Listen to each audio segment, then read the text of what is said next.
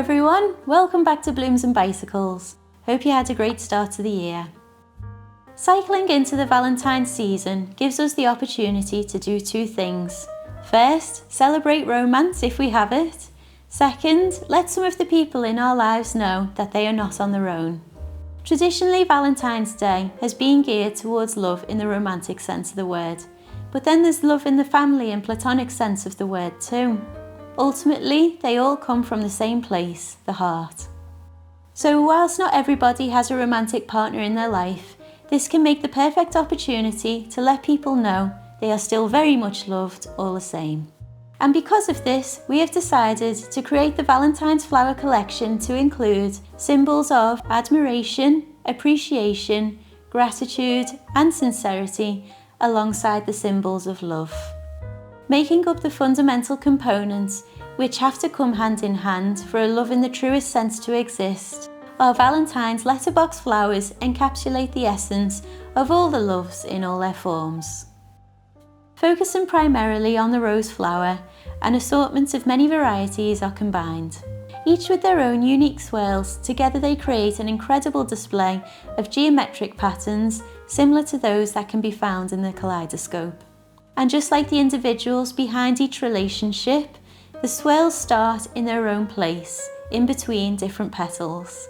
And just like the journeys of understanding we each go on with one another, the more we follow the swirls, the closer we find they become. And although those swirls may not necessarily follow the conventional circular shape as expected, and as so many of the garden varieties show us, if we persist, then eventually we arrive at the same centre petals, a place which some may call destiny. In this tutorial today, we'll be sharing with you how to construct the Valentine's Teapot letterbox flowers. Our water vessel is already prepared with the water and the flower feed. However, if you would like to learn what to do to make sure your flowers last for as long as possible, you can always refer to our flower care video, which can be found in the description box below. So to begin with, as we always do, we'll start by creating our grid with the strongest of stems. And in this collection, we've decided to create an arrangement of greenery using many different varieties of eucalyptus, which always smell heavenly as well. So some of the stems will be longer than others, just depending on how they naturally grow. Such as this Nikolai, which as you can see, would be far too long to put in the teapot as it is. So what we'll do, as ever, is hold it behind the water vessel to judge where to trim away. And if we find closest to the offshoot in the middle area, a point where we want to cut, and we do so on an angle. And by snipping away, we now have two very natural looking pieces. So we'll crisscross these over. And again, you might wish to create a design which is to be more compact. This one will be very loose and very wild, going for all out for that natural fan shape we always talk of. So the Nikolai, being as wide as it is right now, works perfectly. However, if you did want to, once you've positioned your couple of stems, you could always trim more away and introduce those closer to the opening of the vessel. And our next variety of eucalyptus has this beautiful bud detailing on the edge of some of the branches. This is called populus. Again, it smells heavenly. And now for the next variety of parvifolia. This one is much more bushy. So trimming down the stem, we'll now see if by taking some of the length from the bottom, we'll allow that to sit more upright. So that is too top heavy. So if that is the case and that is what you find, you can again, as we've just said, trim down the pieces into several shoots. Just make sure though, if you do that, to strip away the leaves that would fall under the watermark. And that's now sitting much better. So again, we could always cut this down further into two more vertical looking pieces, but actually I quite like how wild this V shape is. And that would actually just position itself probably very perfectly in the centre. And with those two final pieces of scenario, we'll just add those in. We've definitely got a real sturdy grid to go with now. So next we'll take our peach blossom, which is a symbol of romance and prosperity. We couldn't not add this in. This is in season at the moment, so it's in all of the flower wholesalers. It's just so beautiful because even though it's a cut branch, just by being sat in the water, the buds still develop into these beautiful cerise pink flower heads, as you can see. And if they do open, they still look really pretty as a bud, even if they don't. But every now and then, the odd one will open, and it's like a starburst shaped flower. It's gorgeous. So, making sure our symbol of prosperity can be fully seen. I've just added those two pieces in a very irregular way, so it almost looks like a firework. So now to take our red roses, and in this piece there are half a dozen, and every one swirls in its own unique way because each one is an individual variety. We selected each variety based on how beautiful it is, as well as how long lasting. So we'll trim these down to varying sizes and roughly add those in to replicate two triangles or a 6-point star. And sometimes the stems will have a slight curve, and if they do, if you work to the advantage of this feature to make sure that the flower cup can be seen as much as possible. So in this case, rather than have it sweeping off to the back where it won't be visible, we'll turn this so that it can be visible from the side and the front. So now that we've built out the first red rose triangle, you can see that this, relatively speaking, is very tall because the stems have been left quite long. So with this next triangle, it's probably worth reducing the height of the stems by trimming away quite a significant amount so that they sit significantly lower, and therefore each one will have its own space and it will avoid the design looking too busy with too many flowers sat in very similar colour and style, very close to one another at the same level. So just finding a gap in our grid. We now have negative space here as well as in the far corner over there. So again, if we trim it down significantly in comparison to the other two stems which are in that area, it just creates an element of surprise in the design. In a similar way as before, this rose has a slight lean, which means when it's being cultivated by the flower grower, it must have been able to seek light slightly more when it's grown in that direction.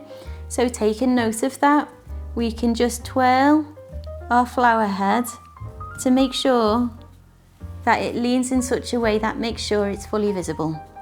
Because being so beautiful, it would be a waste not to. So next we'll introduce our soft pink rose varieties. Again, each one is different, just to add varying points of interest. So this first one is actually more of a peach colour, and we've incorporated this to symbolise gratitude.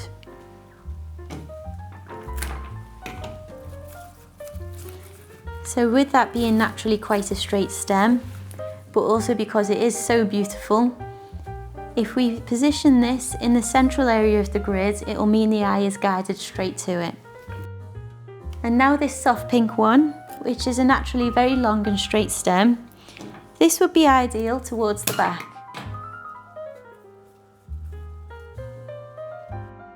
Given consideration to the front of our display, it would probably be worth trimming down significantly the stem of this garden rose, which comes in an antique pink, because this is actually very flexible already anyway, being so long and thin. So I've just taken about 3 inches off the bottom there. And now with this coral pink variety, as you can see, is so different to what's been added so far. You've just got to love roses. There's so many, they always surprise you. There's always a new one that you learn about along the way. This would be ideal, given it's so straight, to position it in between these red roses at the side. just to break up those colours slightly. And now to add our final soft pink rose. So having a look here, it might well work to have a soft pink tone in between these red ones here, just to help break it up slightly. So gently pressing into the grid, remembering the flowers don't always have to go to the very bottom of the teapot, as long as the teapot is always filled with water to the brim to make sure everything can have a good drink. So now to add our Cerise pink roses. Again, both are totally different varieties to offer those varying points of interest. And because one of our red rose varieties already has quite a cerise pink undertone to it, it might be worth thinking about that to almost build out a triangle with the other two.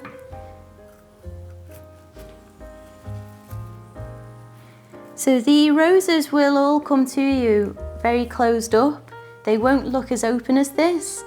Again, we've decided to create the display today once the flowers have opened up more, just to show you what you're going to have once everything is fully in bloom. And it always makes a nice surprise when you come down of a morning and see a new flower has opened up. So next to add our Asparagus Fern, before adding some of the very top heavy stems. So Asparagus Fern doesn't necessarily have to sit in the water.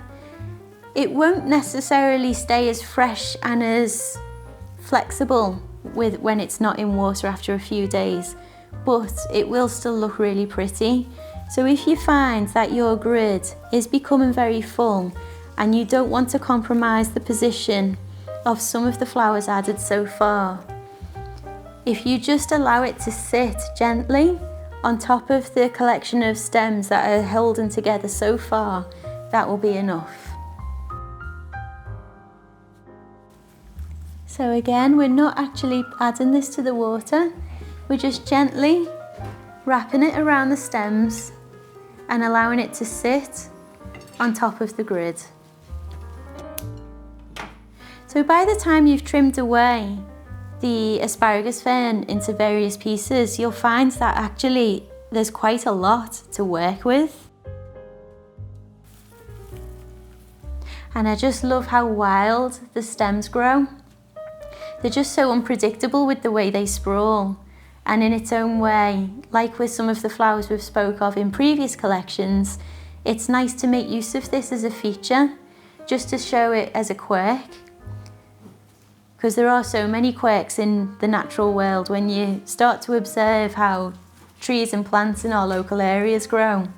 There's nothing regimented at all about any of it, yet it all still looks so beautifully perfect. And we do just have a couple of asparagus fern leaves left over, so waste not, want not, we can add those to the spout. And now to take our Astilbe. The Astilbe will come to you in 3 different colours. So the first one you'll receive is in this very beautiful amethyst purple, and a red variety, which is really more of a deep warm cerise pink colour, and then this beautiful very pale delicate pink colour.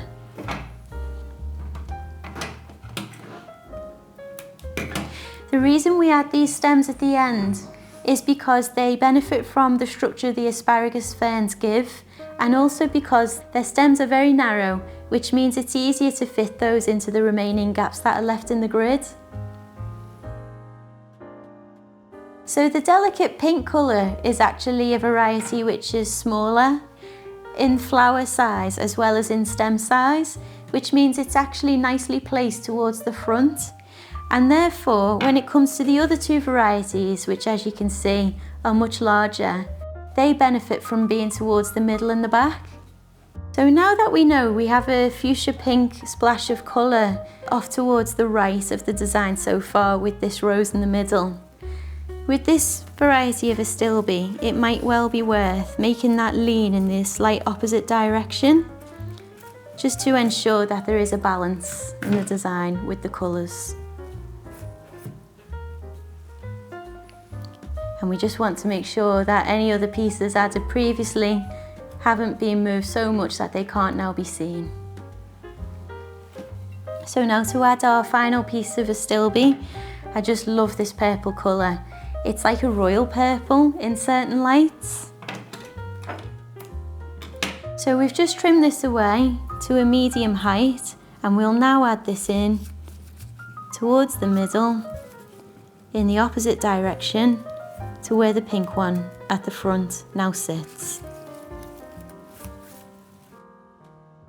And now just to take our final 2 stems of Hypericum, which come in this gorgeous pink colour and this deep red. And just again visualising where you want things to go before adding them into the design.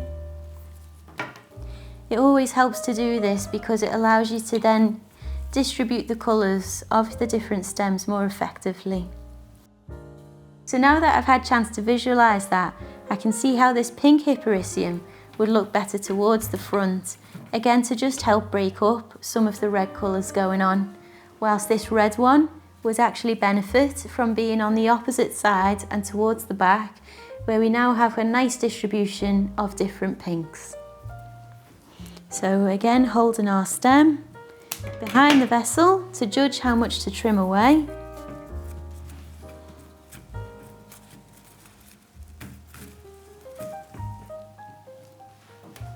That's perfect. And now cutting down significantly the pink one, we'll add this in as our final piece at the front. So that's holding itself in a really unusual place and a really unusual angle. That's because we're now making the most of how packed the grid is. It does still sit under the water again, so if anything does sit almost horizontally in your designs, do just be mindful to keep topping up your teapot or your vase regularly, maybe once or even twice a day. So there you have it, the Valentine's Teapot letterbox flowers. I hope you enjoy the rest of February, and we can't wait to see you back here for the start of spring and what then becomes the start of blossom season. Bye for now.